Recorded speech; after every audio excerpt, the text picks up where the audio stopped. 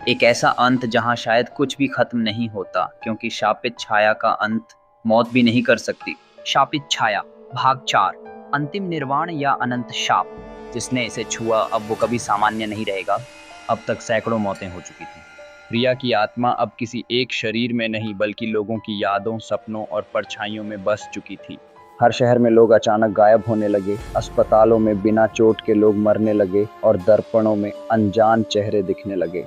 अब सरकार ने एक गुप्त दस्ते को बनाया, प्रोजेक्ट अशुद्धि नाशक, एक स्पेशल टीम जो पैरानॉर्मल घटनाओं को मिटाने का दावा करती थी।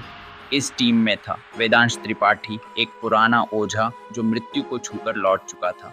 उसे पता था ये आत्मा नहीं, ये काली ऊर्जा का एक जीवित रूप है जो डर से पैदा होता है और डर से ही जीता है। अंतिम प्रयोग। एक पुराना ग्रंथ बताया करता था, जिस आत्मा को मृत्यु से भी अधिक दुख मिला हो, उसका शमन केवल उसका सच बताकर किया जा सकता है। वेदांश ने उस चंद्रमणि हवेली के मूल नक्शे को खोजा। पुराने तहखाने में एक बंद कमरा था, जिसे रिया के बचपन में काली रेखाओं से सील किया गया था। उस कमरे में पड़ी थी एक पुरानी गुड़िया जिसकी आंखें थी जीवित।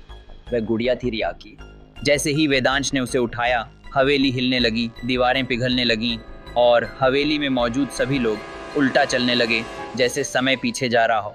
रिया प्रकट हुई, अब पहले जैसी नहीं बल्कि आधी जल चुकी, आधी पिघली हुई आकृति, जिसके चेहरे पर अब हंसी नहीं बल्कि घोर क्रोध था। उसने चीख कर कहा, तुम्हें क्या हक था मुझे जलाने का?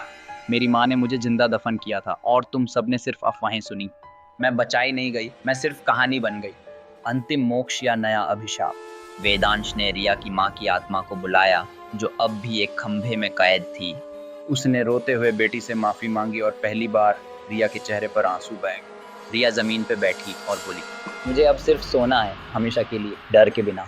लेकिन तभी वो गुड़िया अपने आप खड़ी हो गई और बोली, अब रिया नहीं, मैं हूँ छाया और मैं माफ नहीं करती। गुड़िया से काली छाया निकली जिसने वेदांश को चारों तरफ से घेर लिया। आखिरी बार वेदांश ने बस इतना कहा, यह अंत नहीं, यह फिर शुरुआत है। अब दुनिया बदल चुकी है। हर स्मार्टफोन में अचानक रिया नाम की फाइल बन जाती है, डिलीट नहीं होती।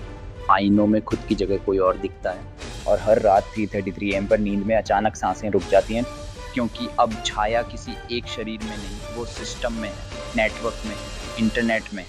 अंत नहीं, ये कभी खत्म नहीं होगा, क्योंकि छाया वहीं बसती है जहाँ डर होता है, और डर हर इंसान में कहीं ना कहीं जिंदा होता है। क्या आप अब भी अकेले हैं?